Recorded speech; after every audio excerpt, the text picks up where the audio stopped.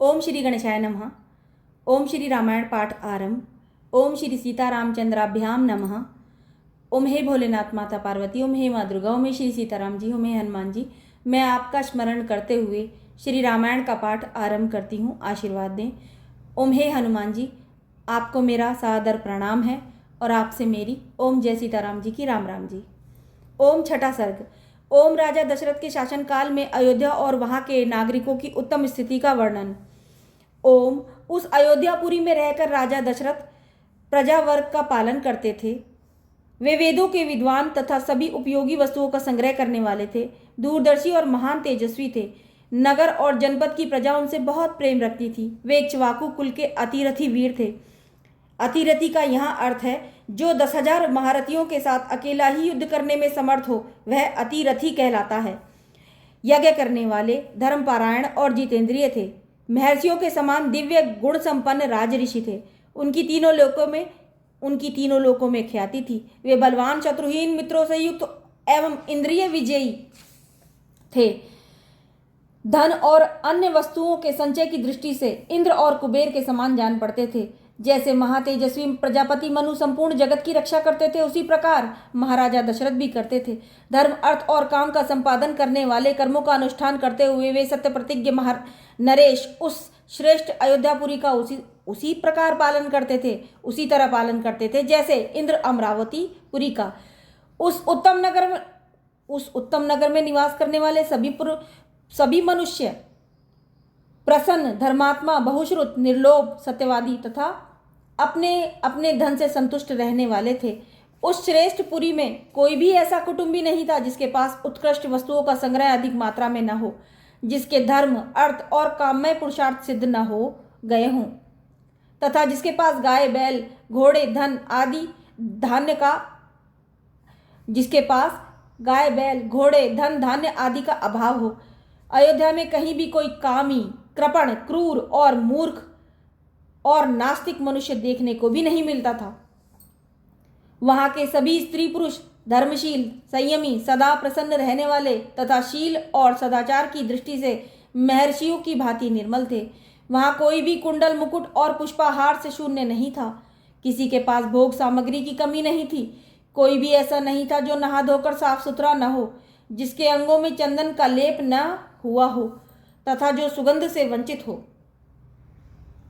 अपवित्र अन्न भोजन करने वाला, दान न देने वाला, मन को काबू में न रखने वाला कोई मनुष्य और मन को काबू में न रख पाने वाला मनुष्य तो वहां कोई दिखाई ही नहीं देता था। कोई भी ऐसा पुरुष देखने में नहीं आता था जो बाजूबंद, निष्क, स्वर्ण पदक या मोहर तथा हाथ का आभूषण, कड़ा आदि धारण न किए हो। अयोध्या में कोई भी ऐसा नहीं था जो अग्निहोत्र या यज्ञ ना करता हो, जो क्षुद्र, चोर, सदाचार शून्य अथवा वर्णशंकर हो। वहां निवास करने वाले ब्राह्मण सदा अपने कर्मों में लगे रहते, इंद्रियों को वश में रखते, दान और स्वाध्याय करते तथा प्रतिग्रह से बचे रहते थे। वहां कहीं भी एक भी ऐसा द्विज नहीं था जो नास्तिक, असत्यवादी, अनेक शस्त्रों के ज्ञान से रहित, दूसरों के दोष ढूंढने वाला, साधन में असमर्थ और विद्याहीन हो। उस पुरी में वेद के 6 अंगों का न जानने वाला, व्रतहीन, सहस्त्रों से कम दान कर देने वाला, दीन, विक्षिप्त चित्त अथवा दुखी भी कोई नहीं था। अयोध्या में कोई भी स्त्री और पुरुष ऐसा नहीं देखा जा सकता था जो श्रीहीन, रूप रहित तथा राजभक्ति से शून्य हो। ब्राह्मण और सभी वर्ग के लोग और सभी वर्णों के लोग, देवता और अतिथियों के पूजक, कृतज्ञ, उदार, शूरवीर और पराक्रमी थे। उस श्रेष्ठ नगर में निवास करने वाले सब मनुष्य दीर्घायु तथा धर्म और सत्य का आश्रय लेने वाले थे। वे सदा स्त्री, पुरुष और पौत्र आदि परिवार के साथ सुख से रहते थे। सभी मनुष्य आपस में एक दूसरे की सेवा में और अपने अपने कर्तव्य के पालन में संलग्न रहते थे। इक्ष्वाकु कुल के स्वामी राजा दशरथ अयोध्यापुरी की रक्षा उसी प्रकार करते थे जैसे बुद्धिमान मनुष्य और जैसे बुद्धिमान महाराज मनु ने पूर्व काल में उसकी रक्षा की थी। इक्ष्वाकु कुल के राजा दशरथ अयोध्यापुरी की रक्षा उसी प्रकार करते थे जैसे बुद्धिमानी महाराज मनु ने पूर्व काल में उसकी रक्षा की थी। शौर्य की अधिकता के कारण अग्नि के समान दुर्धर्ष शौर्य की अधिकता के कारण अग्नि के समान दुर्धर्ष कुटिलता से रहित अपमान को सहन करने में असमर्थ तथा अस्त्र शस्त्रों के ज्ञाता योद्धाओं के समुदाय से वह पुरी उसी तरह भरी पूरी रहती थी जैसे पर्वतों की गुफा सिंहों के समूह से परिपूर्ण होती है। काम्बोज और भामीक देश में उत्पन्न हुए उत्तम घोड़ों से, वनायु देश के अश्वों से तथा सिंधु नद के निकट पैदा होने वाले दरियाई घोड़ों से, जो इंद्र के अश्व उच्चैश्वा के समान श्रेष्ठ थे, अयोध्यापुरी भरी रहती थी। विंध्य और हिमाचल पर्वतों में उत्पन्न होने वाली अत्यंत बलशाली पर्वताकार मदमत्त विंध्य और हिमाचल पर्वत में उत्पन्न होने वाले अत्यंत बलशाली पर्वताकार मदमत्त गजराजों से भी वह नगरी परिपूर्ण रहती थी। ऐरावत कुल में उत्पन्न महापद्म के वंश में पैदा हुए तथा अंजन और वामन नामक दिग्गजों से भी प्रकट हुए हाथी उस पुरी की पूर्णता में सहायक हो रहे थे। हिमालय पर्वत पर उत्पन्न भद्र जाति के, विंध्य पर्वत पर उत्पन्न हुए मंद्र जाति के तथा सह्याद्रि पर्वत पर पैदा हुए मृग जाति के हाथी भी वहां मौजूद थे तथा सहाय पर्वत पर पैदा हुए मृग जाति के हाथी भी वहां मौजूद थे।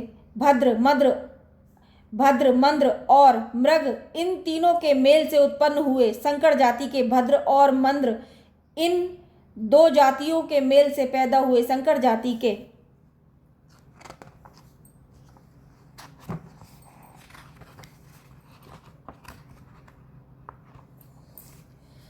भद्र और मृग जाति के संयोग से उत्पन्न संकर जाति के तथा मृग और मंद्र इन दो जातियों के सम्मिश्रण से पैदा हुए पर्वताकार गजराज भी, जो सदा मदोन्मत्त रहते थे, उस पुरी में भरे हुए थे।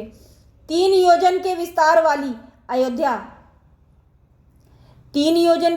वाली अयोध्या में 2 योजन की भूमि तो ऐसी थी जहां पहुंचकर किसी के लिए भी युद्ध करना असंभव था। इसलिए वह पुरी अयोध्या इस सत्य एवं सार्थक नाम से प्रकाशित होती थी। इसीलिए वह पुरी अयोध्या इस सत्य एवं सार्थक नाम से प्रकाशित होती थी, जिसमें रहते हुए राजा दशरथ इस जगत का अपने राज्य का पालन करते थे। जैसे चंद्रमा नक्षत्र लोक का शासन करते हैं, उसी प्रकार महातेजस्वी महान दशरथ अयोध्यापुरी का शासन करते थे। उन्होंने अपने समस्त शत्रुओं को नष्ट कर दिया था, जिसका अयोध्या नाम सत्य एवं सार्थक था, जिसके दरवाजे और अर्गला सदृढ़ थे, जो विचित्र ग्रहों से सदा सुशोभित होती थी, सहस्त्रों मनुष्यों से भरी हुई उस कल्याणमयी पुरी का इंद्रतुल्य तेजस्वी राजा दशरथ न्यायपूर्वक शासन करते थे। उस इंद्रतुल्य उस कल्याणमय जिसका अयोध्या नाम सत्य एवं सार्थक था, जिसके दरवाजे और अर्गला सदृढ़ थे, जो विचित्र ग्रहों से सदा सुशोभित होती थी, सहस्त्रों मनुष्यों से भरी हुई थी, उस कल्याणमयी पुरी का इंद्रतुल्य तेजस्वी राजा दशरथ न्यायपूर्वक शासन करते थे। इस प्रकार श्री वाल्मीकि निर्मित आर्ष रामायण आदि काव्य के बालकांड में 6ठा सर्ग पूरा हुआ। ओम जय श्री राम जी की।